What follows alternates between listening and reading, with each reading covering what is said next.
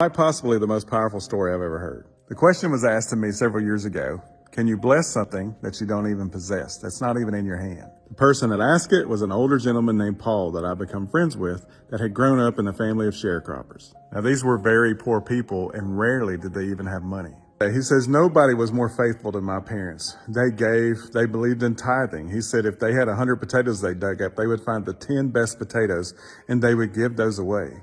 He said one evening my mom called us all in a family to come to the dinner table and said we all go to the dinner table, and he said this is where it got really strange.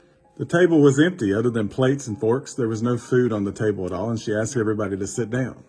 Paul said to come to find out that they didn't have any food in the house. And he says, when I say no food, I don't mean it's just not what we wanted to eat. He said there was nothing in our house.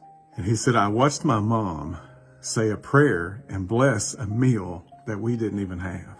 He said, I thought she had lost her mind. He said, Brian, I kid you not, within minutes, somebody showed up knocking on our door. And what did they have? Several bags of groceries. He said, I thought my mom was crazy, but what I just witnessed was one of the greatest acts of faith that I'd ever seen. When she blessed a meal we didn't even have. He said, Brian, I learned two things that day. That my mama was in touch with God, and I better not ever mess with my mama again. Paul was just a small boy when that happened, but he grew up to be one of the greatest men that I've ever known.